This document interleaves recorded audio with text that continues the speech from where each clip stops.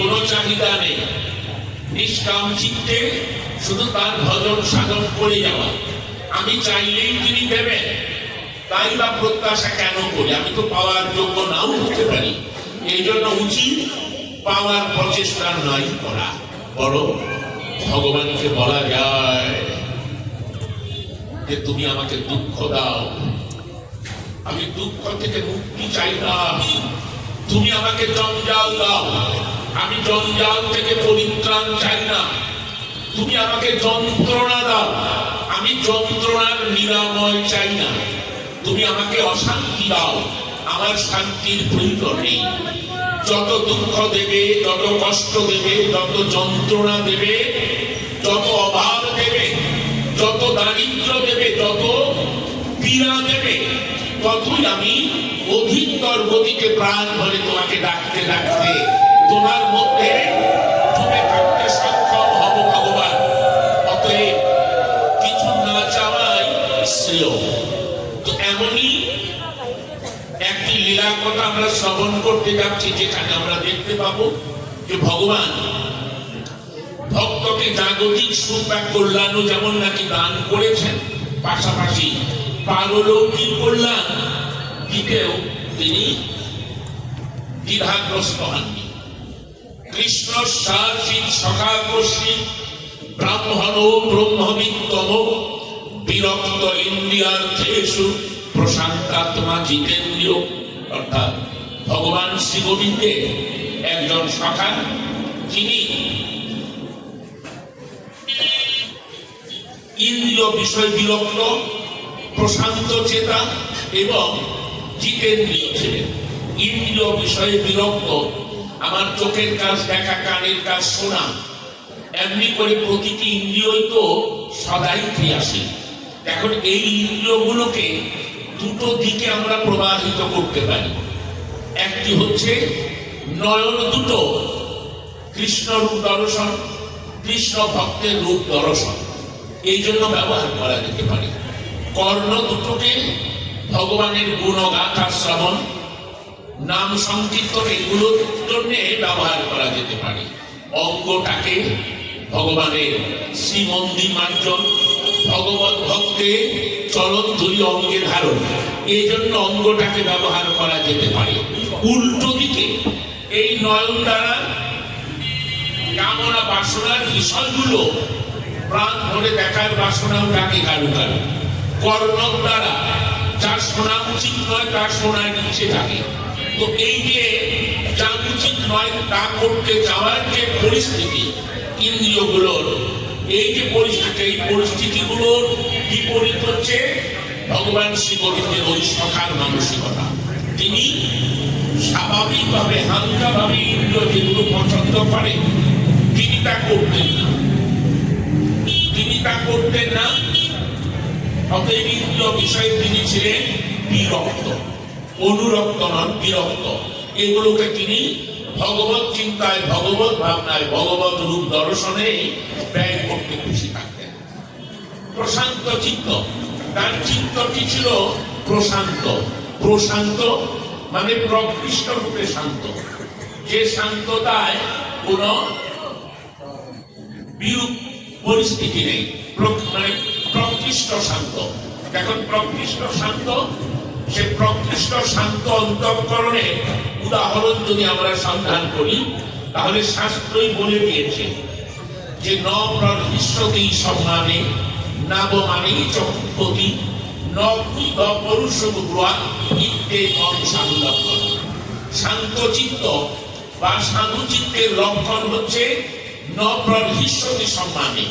কেউ বসি প্রশংসা করছে, সম্মান জানাচ্ছে, কিন্তু তাতে খুশি না হয় যে অন্তঃকরণ।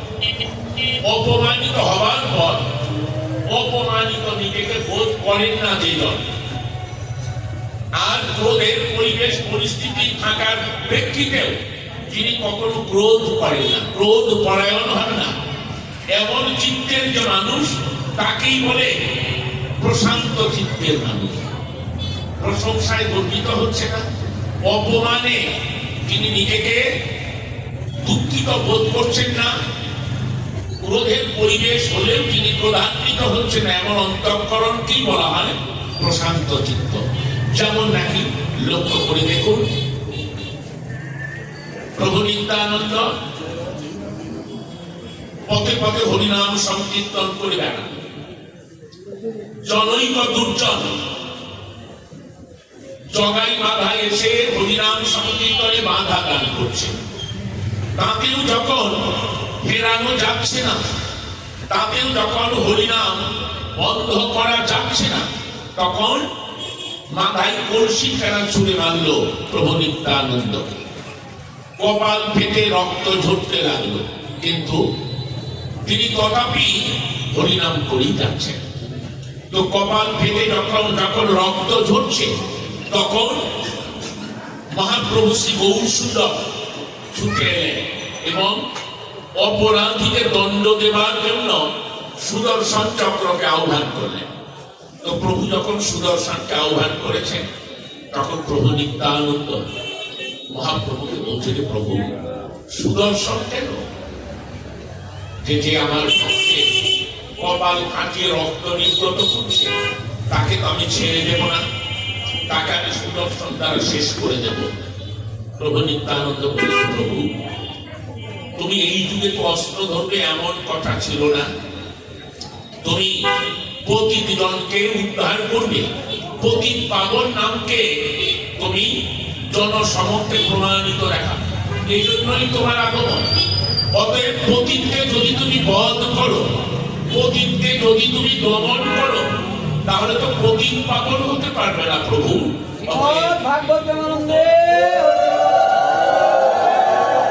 অতএব দয়াময় তুমি ওদেরকে ক্ষমা করে দাও, আমি ওদের হয়ে তোমার কাছে ক্ষমা ভিক্ষা চাইছি। তখন মহাপ্রভু চিন্তা করতে পারলেন কত বড় অন্তঃকরণ। তাই তিনি বলে যে ঠিক আছে নিতাল, আমি তুমি বললে যখন আমি জগাইকে ক্ষমা করতে পারি, কিন্তু মাধাই যে তোমাকে সরাসরি আঘাত করেছে তাকে আমি ক্ষমা করতে পারবো না, ক্ষমা যদি করতে হয় তুমি করবে। তখন প্রভু নিত্যানন্দ ভাবছে যে প্রভু ক্ষমার ভাণ্ড তোমার কাছে, সেই তুমি যখন আমাকে দায়িত্ব দিচ্ছ, ঠিক আছে তুমি জগাইকেই ক্ষমা করো। তো প্রভু জগাইকে ক্ষমা করে দিয়েছে। এবার প্রভু নিত্যানন্দ মাধাইকে ডাকছে, মাধাই কপাল ফেটে রক্ত ঝরছে, তাকে কিচ্ছু এসে যায় না, মারিলি কলসির নাম তাহে ক্ষতি নাই, শ্রীমধুর হরিনাম মুখে বল ভাই। মাথায় কলসির কানা দিয়ে আঘাত করেছি, রক্ত ঝরছে, তাকে ক্ষতি নাই, শুধুমাত্র আমার অনুরোধ হরিনাম, মধুর হরিনাম কি উচ্চারণ কর, তাকে আমি এবার মাথায় চিন্তা করছে হরিনামের এত মহিমা, হরিনাম যে করে, ভগবানের নাম গান শ্রবণ মনন কীর্তন যে করে, তার ধৈর্য সহ্য ক্ষমা সহিষ্ণুতা এত বেশি হয়, এটা অন্যের পক্ষে সম্ভব নয়। শুধু প্রভু নিত্যানন্দের ক্ষেত্রে এটা দেখা যাচ্ছে। অর্থাৎ মাধাই চিন্তা করছে যে শুধুমাত্র কৃষ্ণ ভক্ত, গৌর ভক্ত, ভগবত ভক্তের অন্তঃকরণই এমন হয়ে থাকে, তারা দুঃখকে দুঃখ মনে করে না, কষ্টকে কষ্ট মনে করে না, যন্ত্রণাকে যন্ত্রণা মনে করে না। তাই মাথায় যখন ক্ষমা চাইবার জন্য এগিয়ে আসছে, তখন প্রভু নিত্যানন্দ আরেকবার বলে যে মাথায় মেরেছিস তো বেশ করেছিস, আইনে বলে মাথা ভাই, যে মাথা আমার পায়ে ধরতে হবে না, আর তুই আমার বুকে আয়, আমার কণ্ঠে কণ্ঠ নিয়ে আমার মতো দুহাত প্রসারিত করে, আমার মতো উচ্চ কণ্ঠে মাথায় একবার হরি বল, হরি বল, হরি বল, মাথায় একবার হরি বল। মাথায় তখন ভগবত ভক্তে পরিণত হয়ে গেল। প্রভু নিত্যানন্দের চরণ ছুটে গেল, প্রভু নিত্যানন্দ তাকে বুকে বুকে জড়িয়ে ধরলেন। অর্থাৎ এই যে প্রভু নিত্যানন্দের অন্তঃকরণ, এই অন্তঃকরণই হচ্ছে সাধু অন্তঃকরণ, প্রশান্ত অন্তঃকরণ, প্রশান্ত চিত্ত। তো প্রভু নিত্যানন্দ তাহলে ইন্দ্রিয়ার্থে বিরক্ত, প্রশান্ত চেতন এবং জিতেন্দ্রিয় ছিলেন। ইন্দ্রিয়কে তিনি জয় করতে সক্ষম হয়েছিলেন। তো সেই যে ব্রাহ্মণ, সেই ব্রাহ্মণে শ্রীকৃষ্ণের অষ্টোত্তর শত নাম অনুযায়ী জানা যায় ওনার নাম ছিল সুদামা ব্রাহ্মণ। এই ব্রাহ্মণ চন্দ্রিচ্ছালা বন্যতা, অর্থাৎ কেউ দয়া করে যে চাল ভিক্ষে দিতেন ওটুকুই পেয়ে তিনি স্বামী স্ত্রী দুজনে রান্না করে আহার করে কালা দিবা করতেন। তো যেহেতু আয়ের কোনো খাদ্য নেই, যেহেতু অর্থের কোনো ভাবনা নেই, যা পান তাতেই প্রশান্ত থাকে, অতএব সেই মানুষটা পরনের কাপড় ছিল ছিন্ন এবং মলিন, ছেঁড়া এবং ময়লা, চক্ষু ছিল কঠোরাগত, মাথার চুল রুক্ষ। স্ত্রীজি পতিপরায়ণা ছিলেন বলে স্ত্রীর জীবনযাত্রাও একই রকম ছিল। স্ত্রীও একইভাবেই ছিন্ন মলিন বসন পরিধান করতেন। তারও দৈর্ঘ্যহীন রুক্ষ চুল, কঠোরাগত চক্ষু, যখন যা পেতেন তাতে শান্ত থেকে সংসার যাত্রা নির্বাহ করতেন। তো প্রতিদিনের মতো ব্রাহ্মণ সামান্য কিছু তণ্ডুল সংগ্রহ করে এনেছেন। সেই সংগৃহীত তণ্ডুল চাল রান্না করে পত্নী স্বামীর সামনে পরিবেশন করেছেন। কিন্তু অন্নের পরিমাণ, ভাতের পরিমাণ এতই কম ছিল যে স্বামীকে ওটা নামিয়ে দিতে স্ত্রী কম্পমানা ছিলেন, স্ত্রী কাঁপছিলেন। কম্পন কেন?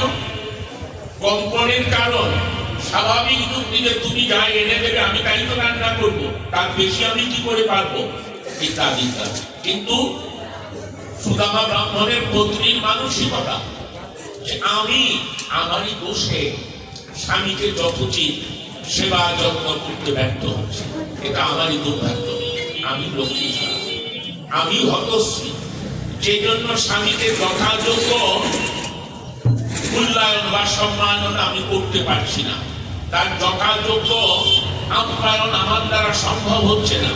এ কারণে স্বামীকে অন্ন পরিবেশন করতে তিনি কম্পমান ছিলেন, কাঁপছিলেন। তো অন্নের পাত্র নামিয়ে দিয়ে তারপর স্বামীকে বলি যে হে স্বামী, একটি কথা বলি, শুনেছি আপনার একজন সখা আছেন, তিনি দ্বারকাধিপতি, দ্বারকার রাজা। স্বামী, আপনি তার সখা, তিনি আপনার সখা। তো সেই দ্বারকা প্রিয়জন বৎসল, প্রিয়জন বৎসল মানে প্রিয়জনদেরকে তিনি দেখে শুনে রাখেন, তাকে বলে প্রিয়জন বৎসল। আর শরণাগত বৎসল মানে যে তার শরণ লয় তার বাঞ্ছা পূর্ণ হয়, তাকে বলে শরণাগত বৎসল। তো ব্রাহ্মণী বলছে যে শুনেছি আপনার সেই সখা দ্বারকাপতি শ্রীকৃষ্ণ শরণাগত বৎসল এবং প্রিয়জন বৎসল। তাহলে আপনি তার প্রিয়জন, যেহেতু তিনি আপনার সখা, আপনি তার সখা, অতএব আপনি তার প্রিয়জন। অন্যদিকে আমার অনুরোধে আপনি যদি দ্বারকায় যান তাহলে আপনি হয়ে যাবেন শ্রী গোবিন্দের শরণাগত। প্রিয়জন তো আসেনি, দ্বারকায় গেলে হয়ে যাবেন শরণাগত। তো যাবেন। আমাদের এই যে দারিদ্র, এই যে অভাব, এই যে অনটন, এটা দূর করবার জন্য আপনার দ্বারকাধীশ সখা শ্রী গোবিন্দের কাছে যাবেন। এখন এখানে আমার একটা প্রশ্ন জাগে যে স্ত্রীজি কি তাহলে ভোগ লিপ্সু ছিলেন? যে না, স্ত্রী কি ভোগ লিপ্সু ছিলেন না? তাহলে তিনি স্বামীকে দ্বারকা যেতে বলছেন কেন? তার চিন্তা যে আমি যতদিন ভাবে স্বামী সেবা করতে পারছি না, তিনি যদি দয়া করে কিছু এনে দেন তাহলে আমি মনের মতো করে স্বামী সেবা করতে পারবো। অতএব আত্মকল্যাণের জন্য নয়, স্বামী সেবাকে উৎকর্ষ দেওয়ার জন্যই তিনি গোবিন্দের কাছে যাওয়ার প্রয়োজন বোধ করছেন। তো স্বামীকে যখন এহেন আবেদন করলেন যে আপনি চান না আপনার সেই দ্বারকাপতি ভগবান শ্রী গোবিন্দর কাছে গিয়ে আমাদের পরিস্থিতির কথা বলুন, নিশ্চয়ই শরণাগত বৎসল প্রিয়জন বৎসল ভগবান শ্রী গোবিন্দ আপনাকে খালি হাতে ফিরিয়ে দিলেন। তখন ব্রাহ্মণ মনে মনে চিন্তা করছে, হে কৃষ্ণ, হে প্রিয় সখা আমার, কতদিন আগে গুরুগৃহ থেকে ফিরেছি, গুরুগৃহে একত্রে লেখাপড়া করতাম, পরে আর তোমার সঙ্গে দেখা হয় না। মাঝে কতগুলো বছর চলে গেছে, চিন্তা করি কিন্তু হয়ে ওঠে না তোমার দর্শনের যে একটা আকাঙ্ক্ষা, সে আকাঙ্ক্ষা পূর্ণ করতে পারি না নানা রকম সংকটের কারণে। কিন্তু আজ আমার যিনি সহধর্মিনী, আমার যিনি অর্থান্বিনী, আমার যিনি জীবন সঙ্গিনী, তিনি প্রেরণা দিচ্ছেন তোমার দর্শনের জন্য, দ্বারকায় যাওয়ার জন্য। দেখো, এর চাইতে বড় সৌভাগ্যের আর তো হতে পারে না যে আমি একাই আইটাই করছি যাওয়ার জন্য। না, আমার স্ত্রী আমাকে বলছে যে যাও, তুমি গিয়ে দ্বারকায় গোবিন্দের চরণ দর্শন করে তাকে প্রয়োজনের কথা জানাও। অতএব ব্রাহ্মণ চিন্তা করছে, আমি যাই রে ভাগ্যে বলিহারি, আমি যাই রে ভাগ্যে বলিহারি,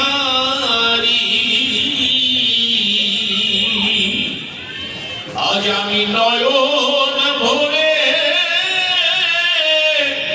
দেখব হরি,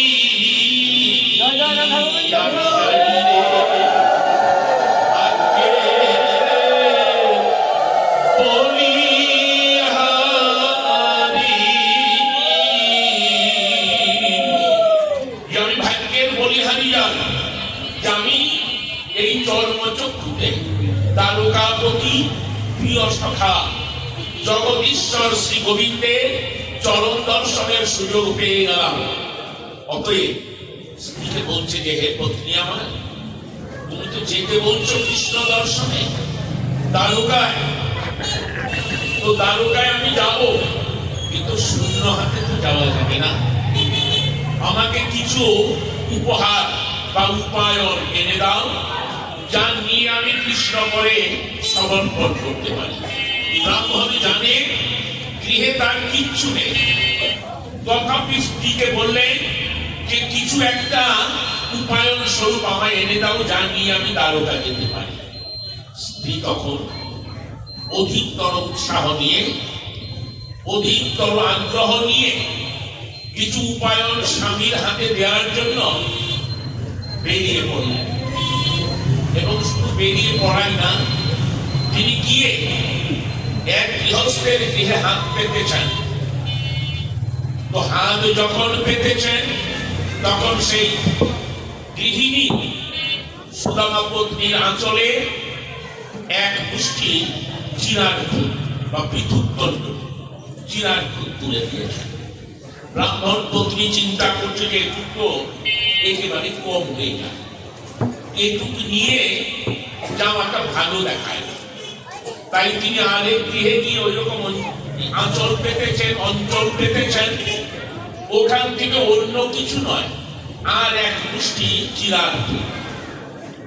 এবারেও পরিমাণে মন পড়ছে না।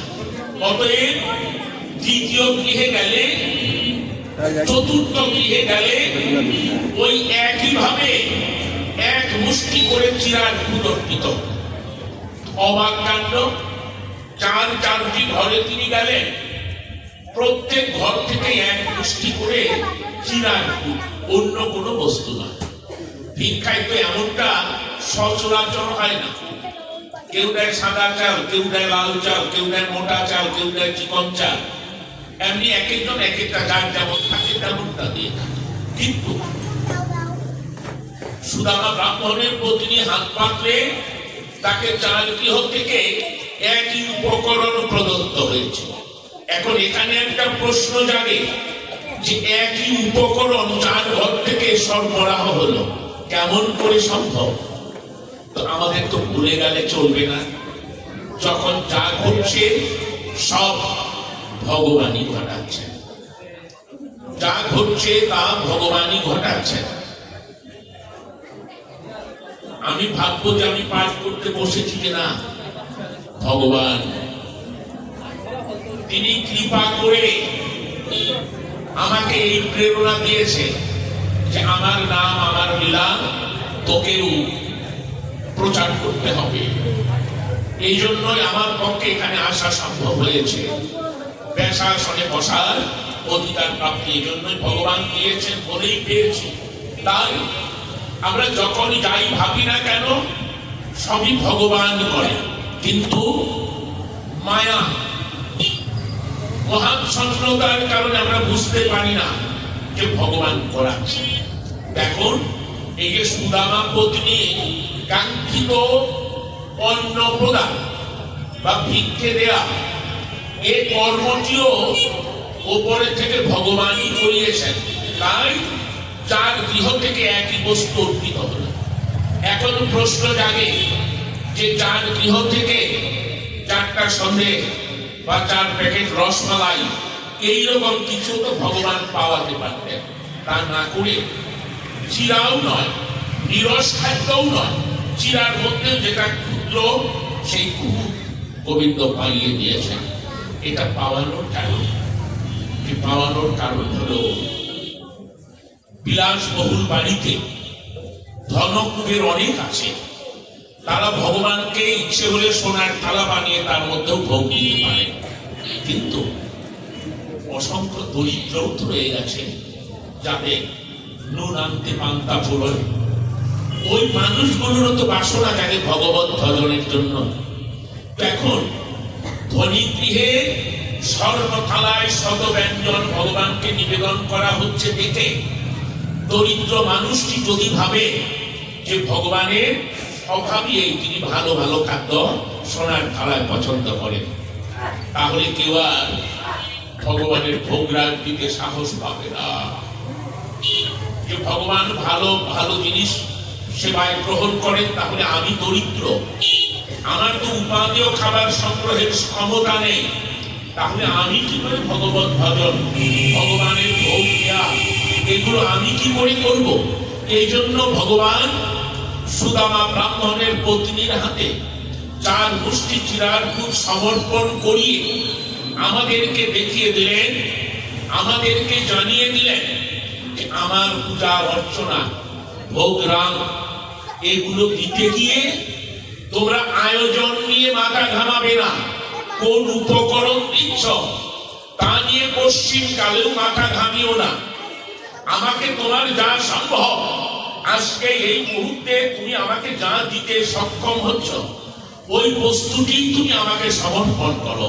তবে একটা কথা মনে রেখো, তোমার প্রদত্ত ওই বস্তু যেন ভক্তিযুক্ত হয়, তোমার প্রদত্ত ওই বস্তুটি যেন ভালোবাসা যুক্ত হয়।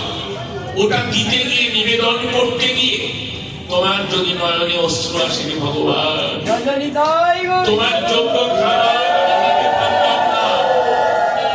তোমার ভোগের যোগ্য উপকরণ আমি দিতে পারলাম না, আমার আনিত এই সামান্য বস্তু তুমি কৃপা করে গ্রহণ করে আমায় কৃতার্থ করো।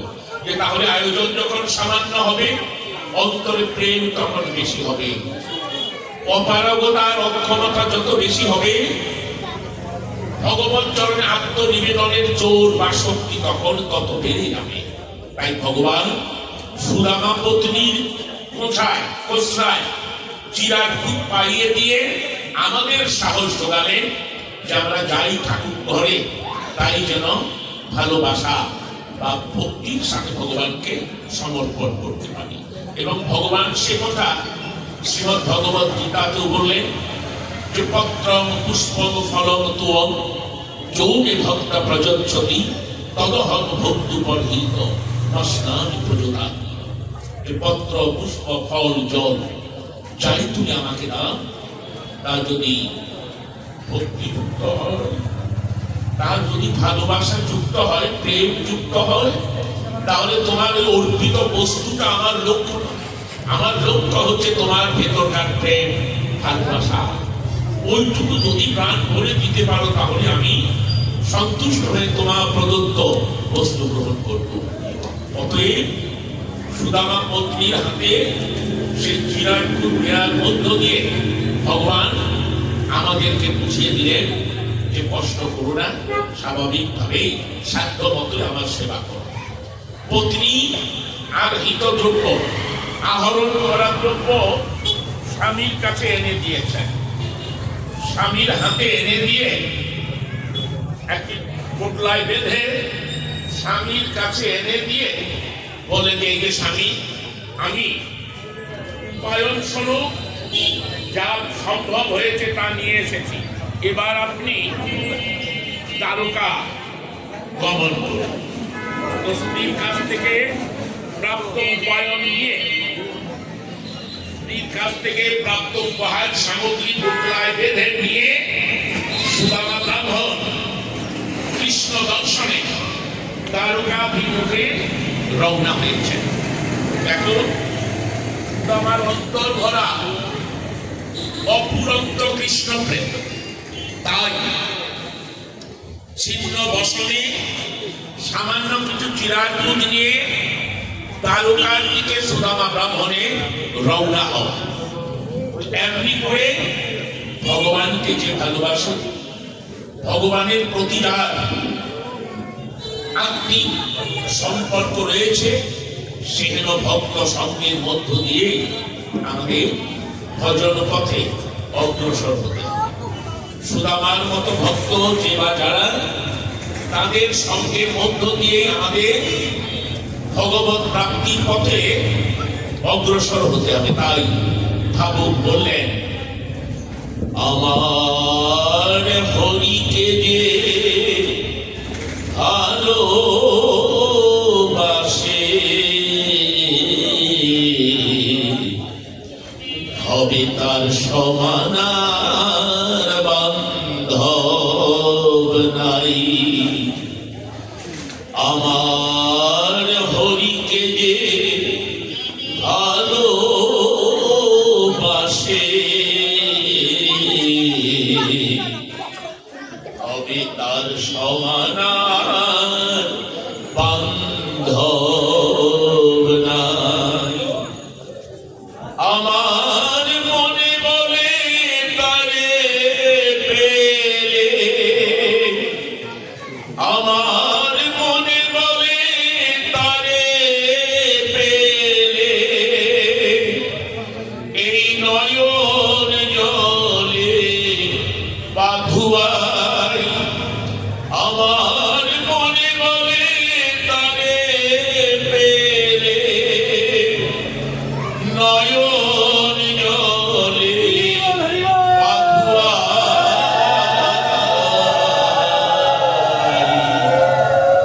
হবে তার সমান আর বান্ধব নাই।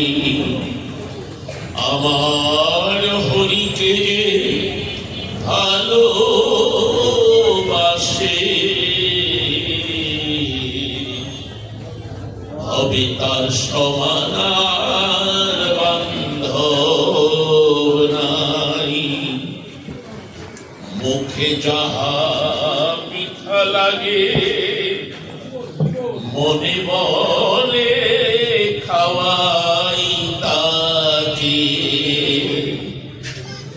আমার মুখে যাহা মিঠা লাগে মনে বলে খাওয়াই তাকে।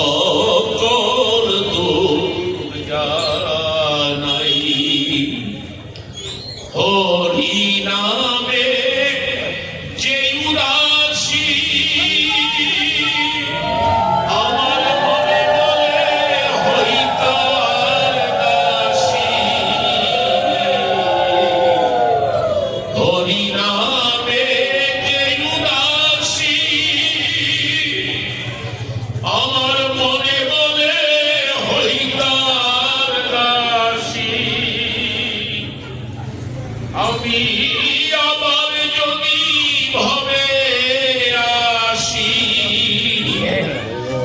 আমি আবার যদি ভবে আসি, যেন এমন কৃষ্ণ ভক্তের সঙ্গ পাই।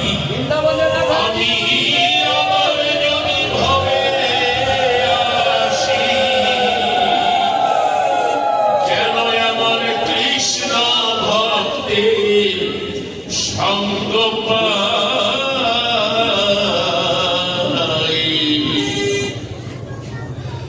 ভবে তার সমানা বান্ধব নাই,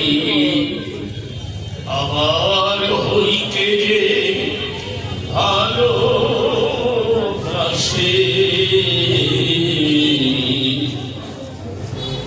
হবে তার সমানা বান্ধব নাই।